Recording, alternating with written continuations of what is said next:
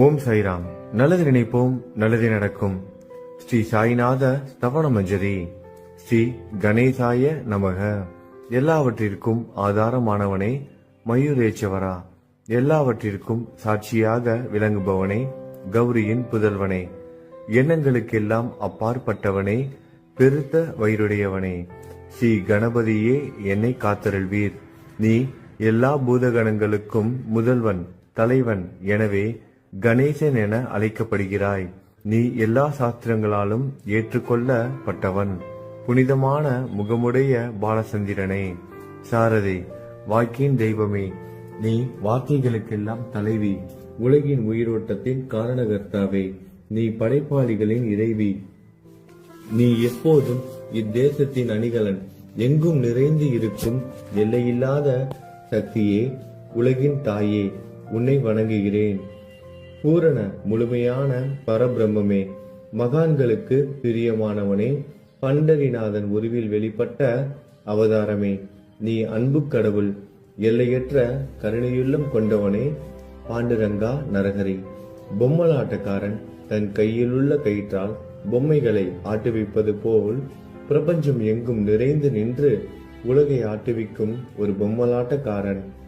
உன் மெய்ப்பொருளை உய்த்துணர அறிவியல் ஏடுகளும் புனித நூல்களும் இன்னமும் முயன்று கொண்டுதான் இருக்கின்றன. மெத்த படித்தவர்களுக்கு நீ வெளிப்பட்டதே இல்லை. சக்கரபாணியே, அத்தகைய அறிவற்றவர்கள் வெறும் வார்த்தை ஜாலங்களிலேதான் சிக்குண்டவர்கள். மகான்கள் மட்டுமே உன்னை உணர்வார்கள். மற்றவர்கள் குழப்பமடைந்து உள்ளார்கள். உனக்கு பக்தியோடு கூடிய சாஷ்டாங்க நமஸ்காரத்தை செய்கிறேன். 5 முகங்கள் கொண்ட சங்கரனே, மனித மண்டை ஓடுகளாலான மாலை அணிந்தவனே, நீலகண்டனே, திகம்பர ஓங்கார வடிவானவனே, பசுபதியே, எல்லா நேரங்களிலும் எவருடைய உதடுகள் உன் பெயரை உச்சரிக்கிறதோ அவர்களது உலகியல் துன்பங்கள் உடனடியாக நீங்கிவிடும். ஜடாமுடியை தரித்த சிவனே, உன் நாமத்தின் சக்தி அத்தகையது. உன் பாதங்களை வணங்கி நான் சாயு புகழை கூறும் இந்த துதியை எழுதுகிறேன். இந்த அருட்பணி முழுமையடைய எனக்கு அருள்வாயாக. நீலகண்டா, ஆலகால விஷமுண்ட சிவனே. இப்போது அத்ரி மகரிஷியின் புதல்வரான தத்தாத்திரேயரையும் குலதெய்வமான இந்திரனையும் துக்காராமையும் எல்லா ஞானிகளையும் பக்தர்களையும் பணிகிறேன். சாய்நாதா, உனக்கு வெற்றி கிட்டட்டும். பாவிகளை கடைத்தேற்றும் கருணை உள்ளவரே, உங்கள் பாதங்களில் என் தலையை வைத்து இருத்தி வேண்டுகிறேன். உன் பாதுகாப்பை எனக்கு அருள்வாய். நீ முழுமையான பரபிரம்மம், ஆனந்தத்தின் இருப்பிடம். நீயே விஷ்ணு, மனிதர்களுள் தலை சிறந்தவர். மன்மதனை எரித்த உமையொரு பாகனும் நீயே. நீ மனித வடிவில் தோன்றிய இறைவன், அறிவு என்னும் ஆகாயத்து சூரியன்.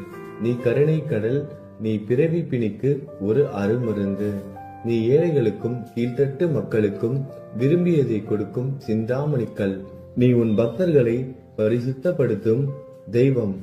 உலக வாழ்க்கை என்னும் சம்சார கடலில் மூழ்குபவர்களை காப்பாற்றும் ஓடம்.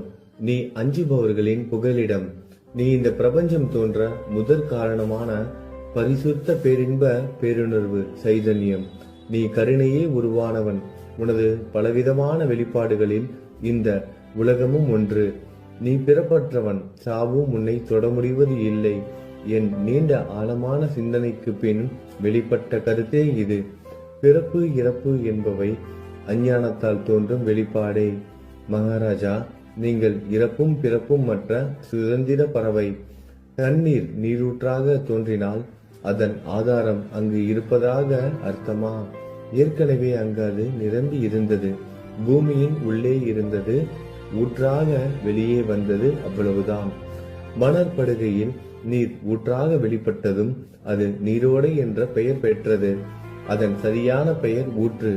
தண்ணீர் இல்லாவிட்டால் அது வெறும் மணற்படுகையே. அந்த மணற்படுகையில் தண்ணீர் ஊற்றாக வந்தாலும் அல்லது வற்றி போனாலும் தண்ணீருக்கு அதனால் ஒன்றும் ஆவது இல்லை. ஏனென்றால் தண்ணீர் அந்த மணற்படுகைக்கு எந்த விதமான முக்கியத்துவமும் கொடுப்பது இல்லை. ஆனால் அறியாமையால் மணற்படுகையோ நீர் நிரம்பி இருந்தால் அது பெருமைப்பட்டு கொள்கிறது. ஆகையால் நீர் வற்றியவுடனே அது மிகவும் மனவருத்தம் அடைகிறது. இந்த மனித உடலும் ஒரு விதத்தில் அந்த மணற்படுகை போன்றதே. புனித பேரின்ப நிலையை அந்த நீரூற்றின் தூய தண்ணீருக்கு ஒப்பிடலாம். இம்மாதிரி எண்ணற்ற மணற்படுகைகளை மனித உடல்கள் இருந்த போதிலும் அவற்றில் உள்ள நீர் பேருணர்வு எனப்படும் சைதன்யம் மட்டும் மாறுபடுவதே இல்லை. கருணை உள்ளவரே, நான் உங்களை ஆதியும் அந்தமும் இல்லாதவன், பிறப்பற்றவர் என கூறுவேன். அறியாமை என்னும் மலையை உடைக்க உதவும் இந்திரனின் கையில் இருக்கும் வஜ்ர ஆயுதம். இதுவரை இந்த பூமியில் எத்தனையோ எண்ணற்ற உயிரினங்கள் தோன்றி உள்ளன, இப்போதும் தோன்றிக் கொண்டுதான் இருக்கின்றன. வருங்காலத்தில் மேலும் எண்ணற்ற உருவங்கள் தோன்றதான் போகின்றன. அந்த ஒவ்வொரு தோற்றத்திற்கும் ஒரு தனி உருவமும் பெயரும் கிடைக்கும். இந்த உயிர்கள் ஒவ்வொன்றும் பெயராலும் தோற்றத்தாலும் மட்டுமே இவ்வுலகில் அடையாளம் காட்டப்படுகிறது. ஆகையால் அந்த சுத்த பேருணர்வு நிலையை நீ நான் என்று பிரித்து காட்டுவது சரியல்ல. ஏனென்றால் எது இரண்டாக தோன்ற முடியாதோ அதுவே உண்மையில் பரிசுத்த பேரின்ப பேருணர்வு சைதன்யம் எனப்படும். அது ஒன்றே அனைவரின் உள்ளும் ஆத்மா என்ற பெயரில் உள்ளது. மேலும் உண்மையை சொல்வதானால் அந்த ஒரே ஒரு சுத்த பேரின்ப பேருணர்வு நிலைதான் உலகம் முழுவதும் வியாபித்து இருக்கிறது. அப்படி இருக்கையில் நீ நான் என்ற வேற்றுமைகள் எவ்வாறு இருக்க முடியும்? நீருண்ட மேகத்தில் உள்ள நீரின் தன்மை உலகெங்கிலும் ஒன்றே. ஆனால் அது பூமியை அடைந்ததும் வெவ்வேறு தோற்றங்களை நதி, ஏரி, ஊற்று ஏற்கின்றன. கோதாவரி மணற்படுகையில் விழும் நீர் கோதாவரி நதி என்றழைக்கப்படும். அதே சமயம் கிணறு ஒன்றில் விழும் நீருக்கு அந்த சிறப்பு தகுதி கிடைப்பது இல்லை. கோதாவரி நதி மிகவும் புனிதமானது. நீங்கள் அதில் உள்ள நீரை போன்றவர். நாங்கள் குளம், குட்டை, சகதியில் உள்ள நீர் போன்றவர்கள். நம் இருவருக்கும் இடையே உள்ள வித்தியாசம் இதுதான். உங்கள் வாழ்வின் குறிக்கோளை அடைவதற்கு நாங்கள் உங்களிடம் வர வேண்டும். கூப்பிய கரங்களுடன் சரணடைய வேண்டும். ஏனென்றால் நீங்கள் ஒருவரை புனிதத்தின் உறைவிடம். புனிதமடைந்த கோதாவரி நதி மணற்பரப்பில் மழை நீர் பாயத் தொடங்கும் பொழுது அந்த நீர் புனித தன்மையை அடையும். அதை வெறும் தண்ணீராக மட்டும் கருதினால் அந்த தண்ணீர் தான் எல்லா இடங்களிலும் இருக்கிறது. கோதாவரி நதி தீரம் முழுவதும் புனிதமாக கருதப்பட்டது. பூமியின் அந்த மணற்பகுதி அதன் புனித தன்மையை நிர்ணயம் செய்கிறது. தான் பழகும் மக்களின் தன்மைக்கேற்ப மக்கள் குணம் மாறுபடுகிறது.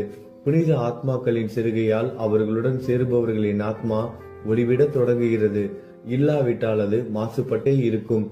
நீருண்ட மேகத்தில் நின்று கீழே விழுந்த நீரின் புனித தன்மையை எந்த பூமியின் பகுதி மாற்றவில்லையோ அந்த பகுதியை சாஸ்திரம் அறிந்தவர்கள் கோதாவரி என்று கூறுகிறார்கள். மற்ற பகுதியில் விழுந்த நீர் அந்த பகுதியில் உள்ள மண்ணின் குணத்தை ஏற்றுக்கொண்டது, புனித தன்மையை இழந்தது. மேகத்தில் இருந்த பொழுது பரிசுத்தமாக இருந்த நீர் அசுத்தமாகவும் கசப்பாகவும் உப்பாகவும் மாறிவிட்டது. 6 வித உட்பகைகளை அகற்றி காமம், கோபம், பேராசை, வெறுப்பு, அகங்காரம், பொறாமை புனித உடலெடுத்து வந்த குருதேவா தங்களை புனித மகான் என்று அழைப்பதே சாலப் பொருந்தும். ஆகவே நீங்களே புனித கோதாவரி. நீங்கள் கூடம் போடப்பட்டதாலேயேதான் நான் உங்களை புனித கோதாவரியாக உருவகம் செய்கிறேன். இயங்கும் அத்தனை படைப்புகளிலும் நீங்கள் சிறப்புற முதன்மை பெறுகிறீர்கள். பிரம்மா உயிர்களை படைக்க ஆரம்பித்ததிலிருந்தே உலகம் தோன்றியது முதல் கோதாவரி நதி இருக்கிறது. நீர் நிறைந்து பாயும் அந்த நதியில் இன்று வரை தண்ணீர் வற்றியதே இல்லை. ராவணனின் எதிரியான ராமர் கோதாவரி நதியின் கரைக்கு வந்தபோது ஓடிக்கொண்டிருந்த தண்ணீர் இன்று வரை அதே இடத்தில் எப்படி இருக்க முடியும் என்று சற்றே யோசித்து பாருங்கள். கோதாவரி நதியின் மணற்படுக்கை மட்டும் அதேதான். தண்ணீர் கடலை சென்றடைந்து விட்டது. ஆனால் அந்த கோதாவரி நீர்ப்படுகையுடன் புனிதத்தன்மை மட்டும் என்றுமே மாறாமல் இன்று வரை அப்படியே உள்ளது. ஒவ்வொரு வருடமும் பழைய நீர் வெளியேறி புதிய நீர் அதற்குள் பாய்கிறது. உங்களுக்கு தெரிந்த வாழ்க்கை நீதிதான் அது. ஒரு நூற்றாண்டை ஒரு ஆண்டாக கணக்கிட்டால் அந்த நூற்றாண்டில் தோன்றிய முனிவர்கள் பாயும் நீரை போன்றவர்கள். அவர்களில் மிகப்பெரிய மகான்கள் அந்த நீரில் தோன்றும் அலைகள் போன்றவர்கள். இந்த புனித கோதாவரி நதியில் முந்தைய நூற்றாண்டுகளில் சனாதர், சனதர், சனந்தனர் போன்ற மகான்கள் வெள்ளமாக தோன்றினார்கள். பிறகு நாரதர், தும்ரு, துருவன், பிரகலாதன், மகாபலி சக்கரவர்த்தி, சபரி, அங்கதன், வாயுகுமாரனான அனுமான், விதுரர், கோபர்களும் கோபியர்களும் வெள்ளமாக தோன்றினர். இவ்வாறு இன்று வரை கடந்த நூற்றாண்டுகள் ஒவ்வொன்றிலும் ஒன்றன் பின் ஒன்றாக மகான்களாகிய வெள்ளம் தோன்றியது. அவற்றை எல்லாம் என்னால் ஞாபகப்படுத்தி கூற முடியவில்லை. சாய்நாதா, இந்த நூற்றாண்டில் 19ஆம் நூற்றாண்டு புனித கோதாவரி நதியில் சந்தேகத்திற்கு இடமில்லாமல் நீங்கள் வெள்ளமாக பாய்ந்தீர்கள். எனவே உமது தெய்வீகமான பாதங்களை வணங்குகிறேன் மகாராஜா. நான் செய்யும் தவறுகளை உங்கள் கவனத்தில் வைத்துக் கொள்ள வேண்டாம் என மன்றாடி கேட்டுக்கொள்கிறேன். நான் ஒரு எளியவன், அறியாதவன், தீய குணங்கள் கொண்ட மிகப்பெரிய பாவி. என்னை புறம் தள்ளி விடாதீர்கள், கைவிட்டு விடாதீர்கள். மட்டமான உலோகத்தையும் தங்கமாக மாற்றும் சக்தி கொண்ட ரசவாதக்கல் இரும்பினுடைய இயற்கையான தன்மைகளை பொருட்படுத்துவது இல்லை. கோதாவரி நதி தன்னுள் கலக்கும் சிறு ஓடைகளை திருப்பி அனுப்புவது இல்லை. அநேக தீய குணங்களை என்னுள் கொண்டவன் நான். உங்களது கருணை மிகுந்த பார்வையால் அவற்றை சடுதியில் அழித்து விடுங்கள். இது மட்டும்தான் உங்கள் அடிமையான தாசுனேவின் வேண்டுகோள். ரசவாத கல்லின் தொடர்பு ஏற்பட்டும் இரும்பின் இயற்கை தன்மைகள் அளிக்கப்படாவிட்டால் குருதேவா, அது ரசவாத கல்லின் பெருமைக்கு இழுக்கு அல்லவா? என்னை பாவியாகவே இருக்கும்படி விட்டு விடாதீர்கள். தங்களை குறைவாக மதிப்பிட்டுக் கொள்ளாதீர்கள். நீங்கள் ரசவாத கல், நான் இரும்பு. எனக்கு ஏற்படும் இழிவுகள் தங்களுக்கு ஏற்படும் இழிவுகள் அல்லவா? ஒரு குழந்தை தவறு செய்து கொண்டேதான் இருக்கிறது. ஆனால் அதற்காக தாயார் கோபமடைவது இல்லை. இதை தாங்கள் நினைவில் வைத்துக் கொண்டு எனக்கு உங்கள் அருள் ஆசிகளை தாருங்கள். சத்குரு சாய்நாதா, நீங்கள் எனது கற்பக விருட்சம், சம்சார கடலை கடக்க உதவும் கப்பல். சந்தேகத்திற்கு இடமின்றி நீங்கள் ஒருவர் மட்டுமே என்னை கடை தேற்ற முடியும். நீங்கள் எனக்கு காமதேனுவாகிய பசு. நீங்கள் சிந்தாமணிக்கல், ஞானவானில் சூரியன் தாங்கள். நீங்கள் நற்பண்புகளின் சுரங்கம், சொர்க்கத்திற்கு ஏறி செல்ல உதவும் ஏணி நீங்கள். புனித செயல்களின் நிறைகள் நிறைய கொண்டவரை, பரிசுத்தமானவரை, சாந்தி மற்றும் பேரின்பத்தின் மொத்த உருவமே, இரண்டாக இல்லாதவரே, வேறுபாடு இல்லாதவரே, அறிவு கடவுளே, குறைகளற்ற முழுமையான அறிவாக உருவெடுத்தவரே, மனிதர்களில் உன்னதமானவரே, சாந்தி மற்றும் மன்னிப்பதின் உறைவிடமே, பக்தர்களின் அடைக்கலமே, என்னை ஆசீர்வதியுங்கள், என்னை ஆசீர்வதியுங்கள். சத்குரு மச்சீந்திரநாதர். கலியுகம் ஆரம்பித்தவுடன் மகாவிஷ்ணுவால் உலகம் உய்ய அனுப்பப்பட்ட 9 நாதர்களில் ஒருவர் நீயே. சிவன் நெற்றிக்கண்ணை திறந்தவுடன் அந்த அக்னியில் தோன்றிய மகாத்மா ஜாலந்தரும் நீயே. நீங்கள் மகாராஷ்டிராவில் தோன்றி பக்தி மார்க்கத்தை பரப்பிய ஞானிகள் நிவர்த்திநாதர், ஞானேஸ்வரர், கபீர்தாசர், ஷேக் முகமது, ஏகநாதர். நீங்கள் போதவா தத்தகுருவின் குரு நீங்களே. பண்டரிநாதரின் அடியவர் சாவதா மாலி. நீங்கள் உண்மையில் ஆஞ்சநேயரின் மறு அவதாரம் ராமதாசர். நீங்கள் மகாராஷ்டிர ஞானி பாண்டுரங்கன் மீது அபகங்கள் என்னும் கீர்த்தனை நிறைய இயற்றிய துகாராம். சாயிநாதா, நீங்கள் முஸ்லிம் ஞானி ராம பக்தர். நீங்கள் தத்தாத்திரேயரின் மறு அவதாரம் மாணிக் பிரபு.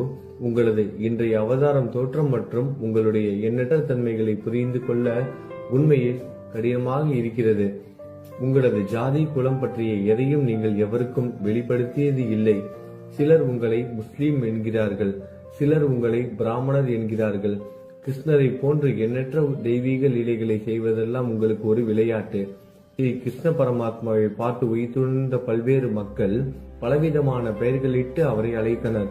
சிலர் அவரை யதுகுலத்தின் அணிகலன் என்றார்கள். சிலர் அவரை மாடுகள் மேய்க்கும் இடையன் என்றனர். யசோதை அவரை பச்சிலம் குழந்தை என்றாள்.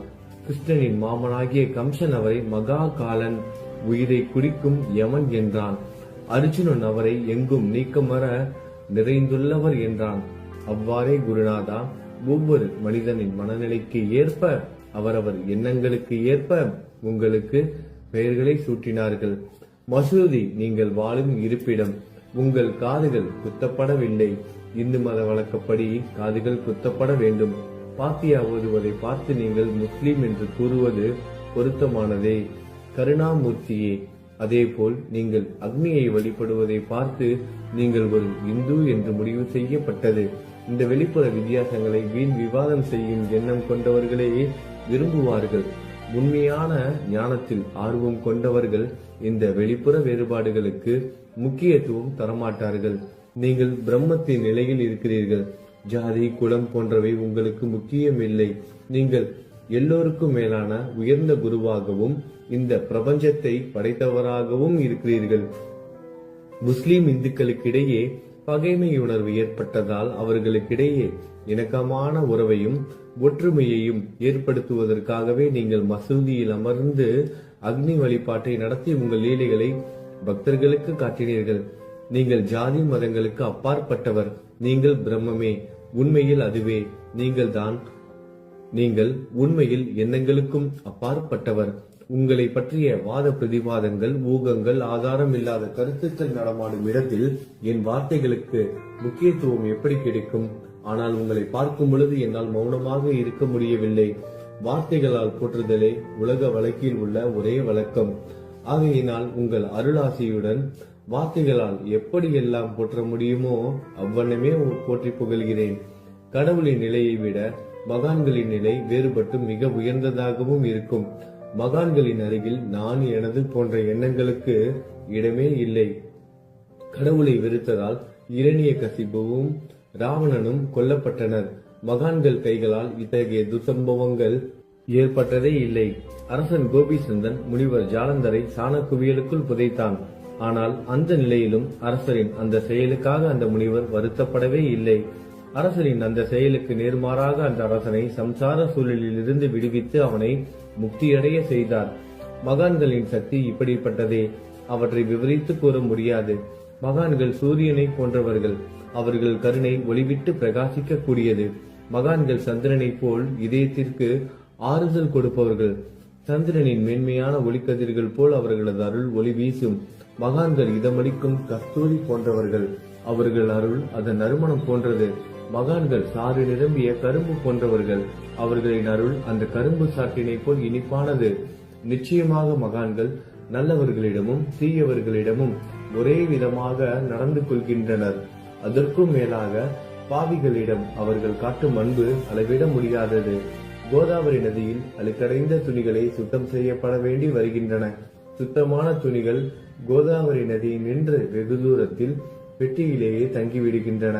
பெட்டியில் வைக்கப்பட்டிருந்த அந்த துணியும் ஒரே ஒரு முறை கோதாவரி மணற்படுகைக்கு நன்றாக துவைப்பதற்காக வந்ததுதான். இந்த ஊமையில் பெட்டிதான் வைகுண்டம், நீங்களே கோதாவரி. கோதாவரி நதிக்கரையே நம்பிக்கை. எல்லா உயிரினங்களும் துணிகள். 6 விதமான மன விகாரங்களை அவற்றை பற்றியுள்ள அழுக்கு. அவை காமம், கோபம், கஞ்சத்தனம், மதம், பொறாமை, மோகம் என்பவையே. தங்கள் பாதார விந்தங்களை வணங்குவதை கோதாவரியில் செய்யப்படும் புனித குளியல் எல்லா பாவங்களையும் மன அழுக்குகள் போக்கி சமத்தரே எங்களை சுத்தப்படுத்தும். சம்சார வாழ்க்கையில் உழலும் மக்களாகிய நாங்கள் மேலும் மேலும் பாவம் செய்கிறவர்களாக இருக்கிறோம். எனவே மகான்களின் தரிசனம் பெறுவதற்கு நாங்கள் தகுதியுடையவர்கள் ஆகிறோம். கோதாவரி நதியில் தண்ணீர் நிரம்பி உள்ளது. படித்துறையில் துவைப்பதற்காக துணிகள் வருகின்றன. அவை துவைக்கப்பட்டு சுத்தப்படுத்தப்படாவிட்டால் அது கோதாவரி நதிக்கல்லவா இலக்கை தேடி தரும். நீங்கள் அடர்ந்த இலைகளுடன் கூடிய நிழலையும் குளிர்ச்சியையும் தரும் மரம். உண்மையில் நாங்கள் வழிபோக்கர்கள். எங்களை 3 வித துக்கங்கள், இயற்கை இடர்பாடுகளால் வரும் துன்பங்கள், நமது உடலுக்கு வரும் நோய் நொடிகள், அஞ்ஞானத்தால் நிரம்பிவிடும் பாவ மூட்டை எனப்படுவையில் சுட்டரிக்கின்றன. கருணாமூர்த்தியே, அந்த சுட்டரிக்கும் 3 வித தாபங்களின் வெப்பத்திலிருந்து எங்களை காப்பாற்றும். தங்கள் அன்பு மிகுந்த கருணை என்னும் குளிர் நிழல் இந்த சம்சாரம் என்னும் வாழ்க்கை கடலை கடக்க உதவும் தன்மை கொண்டது. மரத்தின் அடியில் அமர்ந்தும் ஒருவன் சூரியனின் சுட்டரிக்கும் வெப்பத்தை உணர்ந்தால் அந்த மரத்தை நிழல் தரும் மரம் என்று கூற முடியுமா? பாருங்கள், உங்கள் அருளின்றி இந்த உலகில் நல்லது என்பது ஏற்படுவது இல்லை. எனவே தர்மத்தை நிலைநிறுத்துவதற்காக சேஷசாயி பாம்பு படுக்கையில் இருப்பவனே அர்ஜுனனுக்கு நண்பனாக, வழிகாட்டியாக மற்றும் ஆன்மீகவாதியாக மாறினார். சுக்ரீவனின் அன்பினாலேயே விபீடனன் அரசன் ராமனின் நட்பை பெற்றான். ஸ்ரீ ஹரியும் மகான்கள் மூலமாகத்தான் பெருமை பெற்றார். பிரம்மம் உருவமற்றது. எனவே வேதங்களால் அதை வர்ணிக்க முடியவில்லை. பூமியில் அதை மனித உருவில் தோன்ற வைத்து மகான்கள் அதன் உருவமற்ற தன்மையை மாற்றினர். தாமாஜி என்ற பக்தருக்காக பாண்டுரங்கனை ஒரு தாழ்த்தப்பட்ட குலத்தில் பிறக்க வைத்தார். சோகமேளா என்ற பக்தருக்காக உலகின் தெய்வமாகிய இறைவனை இறந்த எருமைகளின் உயிரற்ற உடல்களை எடுக்க வைத்தார். மகான்களின் பெருமையை உணர்ந்த இறைவன் தண்ணீர் சுமந்து உழைத்தார். உண்மையில் மகான்கள் எல்லாவற்றையும் தாங்கும் சக்தியும் சச்சிதானந்த பிரபுவும் ஆகிய இறைவனின் எஜமானர்களே. இதற்கு மேலும் சொல்வதற்கு ஏதும் இல்லை. நீங்களே என் தாயும் தந்தையும். ஷீரடி கிராமத்தில் வசிக்கும் சத்குரு சாயிநாதா பாபா, உங்கள் லீலைகளை எவர் ஒருவராலும் உண்மையிலேயே முழுமையாக புரிந்து கொள்ள முடியாது என்கிற போது சாதாரண மனிதனாகிய நான் எவ்வாறு அவற்றை விளக்க முடியும் என்று கூறுங்கள். எல்லா உயிரினங்களையும் காப்பாற்ற நீங்கள் ஷீரடிக்கு வந்திருக்கிறீர்கள். மண் அகல் விளக்குகளில் வெறும் தண்ணீரை ஊற்றி அவற்றை எரிய வைத்தீர்கள். மிக குறுகிய மரப்பலகையை கொஞ்சம் ஊஞ்சல் படுக்கையாக்கி உங்கள் யோக சக்தியை உங்கள் பக்தர்களுக்கு காட்டினீர்கள். அநேக பெண்களின் மலட்டுத்தன்மையை முழுவதுமாக நீக்கினீர்கள். உதியின் மூலம் அநேக பேரின் வியாதிகளை குணமடைய செய்தீர்கள். இவ்வுலக சம்பந்தமான துன்பங்களை நீக்குவது உங்களுக்கு ஒரு பொருட்டே அல்ல. யானை ஒன்று எறும்பை சுமையாக கருதுமா? குருராயா, இப்பொழுது இந்த எளியவன் பால் கருணை காட்டுங்கள். உங்கள் பாதங்களில் சரணடைந்து விட்டேன். என்னை திருப்பி அனுப்பி புறம் தள்ளி விடாதீர்கள். மகாராஜ், நீங்கள் அரசர்களுக்கெல்லாம் அரசன். நீங்கள் குபேரனை விட செல்வம் அடைந்தவர். நிச்சயமாக தன்னிகரற்ற வைத்தியர். உங்களை விட மேலானவர் எவரும் இல்லை. மற்ற கடவுள்களை வணங்குவதற்கு தனித்தனியாக பூஜை பொருட்களும் வழிபாட்டு முறைகளும் உள்ளன. ஆனால் உங்களை வணங்குவதற்கு தகுதியான பொருட்களே இந்த உலகில் இல்லை. சூரியனின் ராஜ்யத்தில் தீபாவளி பண்டிகையை கொண்டாடுவது என்றால் எவ்விதமான பொருட்களை கொண்டு அதை கொண்டாடுவோம்? சமுத்திரத்தின் தாகத்தை தணிக்க பூமியில் போதுமான தண்ணீர் கிடைக்காது. நெருப்பை சூடாக்குவதற்கு எங்கிருந்து அக்னியை கொண்டு வருவது? ஸ்ரீ சமர்த்த குருராயா, பூஜை செய்ய உதவும் பொருட்கள் யாவற்றிலும் இருப்பது உன் ஆத்மாவே. ஆரம்பம் முதலே அவை உன் ஒரு பகுதியே. மேலே கூறப்பட்டவை எல்லாம் தத்துவார்த்த ரீதியில் கூறப்பட்டவையே. எனக்கு ஏற்பட்ட அடிப்படையில் கூறப்பட்டவை அல்ல. அனுபவங்கள் இன்றி கூறப்படும் வார்த்தை ஜாலங்கள் வீணே. சம்பிரதாய சடங்குகளின்படி உங்களுக்கு பூஜை செய்ய வேண்டும் என்றால் அதனை செய்வதற்கு தேவையான பூஜை சாமான்கள் என்னிடத்தில் இல்லை என் குருநாதா. கருணையுடையவரை, அடிக்கடி என் கற்பனை திறனின் அடிப்படையில் உங்களுக்கு நான் வழிபாடு செய்கிறேன். அந்த வழிபாட்டை இந்த அடிமையிடமிருந்து ஏற்றுக்கொள்ளுங்கள். இப்போது என் அன்பு கண்ணீரால் உங்கள் கால்களை கழுவுகிறேன். உண்மையான பக்தி என்னும் சந்தனத்தை அரைத்து சாந்தாக்கி உமக்கு இடுகிறேன். அழகிய வார்த்தைகளால் எழுதப்பட்ட இந்த துதி என்னும் கவனியை உமக்கு அணிவிக்கிறேன். இந்த புகழ் மாலையை உங்கள் கழுத்தை சுற்றி அணிவிக்கிறேன். என் கெட்ட குணங்களை தூபமாக்கி உமக்கு முன் எரிய விடுகிறேன். தீய குணங்களின் கூட்டு பொருளே ஆனாலும் அது எரியும் போது அதிலிருந்து தீய வாசனை எழுவது இல்லை. சத்குருவுக்கு முன்பு இல்லாமல் வேறு எங்காவது இந்த தூபம் எரிய விடப்பட்டால் அங்கெல்லாம் அந்த தூபத்தின் நிலை கீழே கொடுத்த மாதிரி ஆகும். அதாவது சாம்பிராணியை நெருப்பில் போட்டவுடன் அது பொசுங்கி அதில் உள்ள நல்ல மனம் என்ற நற்குணம் அதை விட்டு மறைந்து போகிறது. சத்குருவே, உமக்கு முன் அதை எரிய விட்டால் இதற்கு மாறாக நிகழ்கிறது. தீய தன்மைகள், அழுக்குகள் அக்னியில் எரிந்து விடுகின்றன. உலகம் பார்த்து சந்தோஷப்படும் வகையில் அதன் நற்குணம் அதிலேயே தங்கிவிடும். மனதில் உள்ள தீய குணங்கள் யாவும் எரிந்த பிறகு மனம் மாசற்றதாகிறது. கங்கையில் உள்ள மாசுக்கள் நீங்கியவுடன் கங்கை புனிதமடைகிறது. மாயை, மோகம் என்ற தீபத்தை உமக்கு ஏற்றி காட்டுகிறேன். அதன் மூலம் என் மனம் வைராக்கியத்தை அடைய அருள் செய்வீராக. குருராயா, பரிசுத்தமான நம்பிக்கை என்ற சிம்மாசனத்தை நீங்கள் என்னுள் அமர்வதற்கு ஆசனமாக உமக்கு தருகிறேன். அதை பெற்றுக்கொண்டு எனது பக்தி என்ற நைவேத்தியத்தை ஏற்றுக்கொள்ளுங்கள். பக்தி என்ற நைவேத்தியத்தை ஏற்றுக்கொண்டு அதன் சாரத்தை எனக்கு கொடுப்பீராக. ஏனெனில் நான் உமது பால்குடி மாறாத பச்சிலம் குழந்தை. உங்கள் அருட்பாலில் எனக்கு உரிமை உண்டு. எனது மனதையே உமக்கு தட்சணையாக கொடுக்கிறேன். ஆகையால் நான் செய்யும் காரியங்கள் யாவற்றிலும் நான் செய்பவன் என்று உரிமை கொண்டாட முடியாது. ஏனென்றால் நினைக்கும் மனதை தான் உமக்கு அர்ப்பணித்து விட்டேனே. இப்பொழுது பணிவுடன் கூடிய பிரார்த்தனையோடு உங்களை சாஷ்டாங்கமாக நமஸ்காரம் செய்கிறேன். தெய்வீக சாயிநாதா, தயவு செய்து நீங்கள் அதை ஏற்றுக்கொள்ளுங்கள். 8 பிரார்த்தனைகள். சாயிநாதா, சாந்தமான மனமுடையவரே, அறிவின் சிகரமே, அன்புள்ளம் கொண்டவரே, கருணை கடலே, உண்மையின் உறைவிடமே, மாயை என்னும் இருளை அகற்றுபவரே, ஜாதி மதங்களுக்கு அப்பாற்பட்ட துறவியே, எங்களின் புரிந்து கொள்ளும் திறமைக்கும் அப்பாற்பட்டவரே, அன்பின் இருப்பிடமே, ஷீரடி நாதா, என்னை காப்பாற்றும் ஞான சூரியனே, ஞானத்தை அளிப்பவரே, எல்லாவித நல்ல செயல்களையும் செய்பவரே, பக்தர்களின் மனங்களில் ஒளிரும் பரமஹம்சரே, தங்களை சரணடைந்தவர்களை காப்பவரே, படைக்கும் தொழில் புரியும் பிரம்மாவே நீங்கள், காக்கும் கடவுள் விஷ்ணுவே நீங்கள், 3 உலகங்களையும், பூவுலகம், சொர்க்கம், நரகம், கடைசியில் லயமடைய செய்யும் ருத்திரனும் சிவனும் நீங்களே. நீங்கள் இல்லாத இடமே இந்த பூமியில் ஏது? எல்லாம் அறிந்த இறைவன் நீங்கள். எங்கள் அனைவரின் இதயங்களிலும் வசிப்பவரும் நீங்களே. எனது எல்லா குற்றங்களையும் மன்னிக்க வேண்டும் என வேண்டி கேட்டுக்கொள்கிறேன். அலை அலைகளாக வரும் சந்தேகங்களையும் மனமயக்கங்களையும் போக்குவீராகுக. நீங்கள் பசு, நான் புதிதாக பிறந்த இளம் கன்று. நீங்கள் சந்திரன், நான் சந்திர காந்தக்கல். தங்கள் பாதங்கள் கங்கை நதி, புண்ணியத்தை தருவதால் பணிவுடன் இந்த அடிமை உங்களுக்கு தலை வணங்குகிறேன். உங்கள் கைகளை என் தலை மீது வைத்து ஆசி கூறுங்கள். கவலைகளும் துன்பங்களும் பறந்தோடட்டும். நான் உங்கள் அடிமை. இந்த 8 துதிகளையும் கூறி நான் உங்களை சாஷ்டாங்கமாக நமஸ்கரிக்கிறேன். எனது பாவங்கள், துயரங்கள், ஏழ்மை யாவும் உடனடியாக விலகட்டும். நீங்கள் பசு, நான் கன்று குட்டி. நீங்கள் தாய், நான் உங்கள் குழந்தை. என் மீது கடுமை காட்டாதீர்கள். நீங்கள் மேற்கு தொடர்ச்சி மலைப்பகுதி மலையகிரியில் உள்ள சந்தனம், நான் முள் அடர்ந்த புதர். நீங்கள் புனிதமான கோதாவரி நீர், நானோ பெரும் பாவி. குருநாதா, உங்கள் தரிசனம் கிடைத்த பிறகும் என்னிடம் உள்ள கெட்ட குணங்கள் என்ற அழுக்கு என் மனதிலேயே தங்கி இருக்குமானால் உங்களை சந்தனம் என்று யார் கூறுவார்கள்? கஸ்தூரியின் அருகாமையில் உள்ள மண்ணும் உயர்வாக போற்றப்படுகிறது. மலரின் தொடர்பினால் தானே அதன் நாரும் தலையில் உயர்ந்த இடத்தை பிடிக்கிறது. மலரால் மனம் பெற்ற நாற்போல் மகான்களும் அப்படிப்பட்டவர்களே. அவர்களுடன் தொடர்புடைய எந்த பொருளும் மிகவும் உயர்வாக மதிக்கப்படுகிறது. சிவபெருமான் விபூதி, லங்கோடு, நந்தி ஆகியவற்றை ஏற்றுக்கொண்டதால் 8 திக்குகளிலும் அந்த பொருட்கள் புகழப் பெறுகின்றன. இடையர்களை மகிழ்விப்பதற்காக யமுனை நதிக்கரையில் உள்ள பிருந்தாவனத்தில் உலகிற்கெல்லாம் இறைவன் தகிகாலா உரியடி விளையாட்டு என்ற விளையாட்டை விளையாடினான். அதுவும் அறிவுடையோர் மத்தியில் ஏற்றுக்கொள்ளப்பட்டது. ஆகவே நான் பாவியான போதிலும் உங்கள் சேவையில் ஈடுபட்டு உள்ளேன். குருநாதரே, என் நிலைமையை பற்றி உம்மனதில் எண்ணி பாரும்.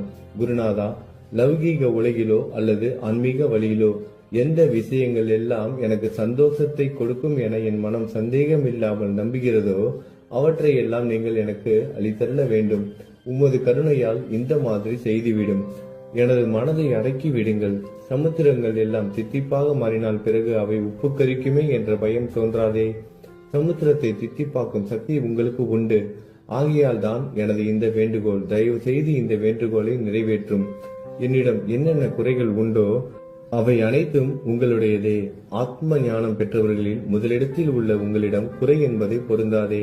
இப்போது இதற்கு மேலும் நான் ஏன் அதிகம் பேச வேண்டும்? நீங்கள் தான் எனது ஒரே அடைக்கலம். தாயின் இடுப்பில் உள்ள குழந்தை இயல்பாகவே பயமற்று இருக்கும். மகாராஜ், இந்த துதியை எவரவர்கள் அன்புடன் படிக்கிறார்களோ அவர்கள் ஒவ்வொருவரின் ஆசைகளை தயவு செய்து நிறைவேற்றும். இந்த துதியை படிப்பவர்களின் 3 வித தாபங்களையும், இயற்கை இடர்பாடுகளில் வரும் துன்பங்கள், நமது உடலுக்கு வரும் நோய் நொடிகள், அஞ்ஞானத்தால் நிரம்பிவிடும் பாவம் மூட்டை 1 ஆண்டிற்குள் விலகிவிடும் என்பதை இந்த துதிக்கு உங்களது ஆசையாக என்றென்றும் நிரந்தரமாக இருக்கட்டும். குளித்து முடித்துவிட்டு மனதில் முழுமையான நம்பிக்கையுடன் தொடர்ந்து இந்த துதியை பாராயணம் செய்ய வேண்டும். அப்படி முடியாவிட்டால் வாரம் வாரம் வியாழன் தோறும் சத்குருவை வணங்கி அவர் உருவை தியானம் செய்து கொண்டு இந்த துதியை பாராயணம் செய்யுங்கள். இதுவும் கூட முடியாவிட்டால் மாதம் மாதம் வரும் 2 ஏகாதசி தினங்களில் இந்த துதியை பாராயணம் செய்யுங்கள். இது ஏற்படுத்தும் விளைவுகளை பார்த்து அதிசயப்படுவீர்கள். குருமூர்த்தியான சாயிநாதர் இந்த துதியை பாராயணம் செய்பவர்களுக்கு இவ்வுலகியல் ஆசைகளை முழுமையாக உடனடியாக நிறைவேற்றுவார். இந்த துதியை திரும்ப திரும்ப பாராயணம் செய்வதால் முட்டாள்கள் கூர்மையான புத்தியை அடைவார்கள். யாராவது வாழ்நாளாவது குறைவானதாக இருப்பின் இந்த துதியை அவர்கள் படிப்பதால் 100 ஆண்டு காலம் வாழ்வார்கள். இந்த துதியை தொடர்ந்து பாராயணம் செய்து வந்தால், செல்வம் குறைவாக இருந்தால், ஏழையாக இருந்தால், செல்வத்தின் அதிபதி குபேரன் அவர்கள் வீட்டிற்கு வந்து தங்கி அவர்களுக்கு ஏவல் புரிவான். இது சத்தியம், இது சத்தியம், இது சத்தியம் என 3 முறை கூறுகிறேன். குழந்தை செல்வம் இல்லாதவர்கள் இந்த துதியை தொடர்ந்து படித்து வந்தால் குழந்தை செல்வம் பெறுவர். இந்த துதியை படிப்பவர்களின் வியாதிகள் எல்லா பக்கங்களிலும் பறந்தோடிவிடும். வியாதியை நின்று குணம் கிடைக்கும். இந்த துதியை திரும்ப திரும்ப படிப்பதால் பயம் மற்றும் கவலை மறைந்து போகும். மதிப்பும் மரியாதையும் கிடைக்கும். அழிவற்ற பிரம்மத்தை உணர்வார்கள். பிரம்ம ஞானம் கிட்டும். அறிவுடையோரே, இந்த துதியின் மீது உங்கள் இதயங்களில் முழுமையான நம்பிக்கை வையுங்கள். சந்தேகங்கள், நம்பிக்கையின்மை, தவறான எண்ணங்கள் ஆகியவற்றிற்கு கொஞ்சம் கூட மனதில் இடம் கொடுக்காதீர்கள். சீரடிக்கு புனித பயணம் மேற்கொள்ளுங்கள். பாபாவின் தாமரை பாதங்களை மனதில் நிறுத்துங்கள். அவர் அனாதைகளின் உறவினர், பக்தர்களின் விருப்பங்களை நிறைவேற்றும் கற்பகத்தரு. பாபாவால் உணர்வூட்டப்பட்டு இந்த துதியை நான் இயற்றினேன். இல்லாவிட்டால் எவ்விதமான முக்கியத்துவமும் இல்லாத என்னால் இந்த துதியை எவ்வாறு எழுத முடியும்? சக ஆண்டு 1840, ஆங்கில ஆண்டு 1918 புரட்டாசி மாதம் வளர்பிறையில் விநாயகர் சதுர்த்தி என்று திங்கட்கிழமை 2வது யாமத்தில் சூரிய உதயத்திற்கு முன் இந்த பாமாலை நிறைவு செய்யப்பட்டது. புனிதம் வாய்ந்த நர்மதா நதிக்கரையில் இந்தூருக்கு அருகில் உள்ள ஊரான மகேஸ்வர சேத்திரத்தில் ஸ்ரீ அகல்யாதேவியின் சந்நிதியில் ஸ்ரீ சாய்நாதரை போற்றி பாடும் இந்த தவண மஞ்சரி நிறைவடைந்தது.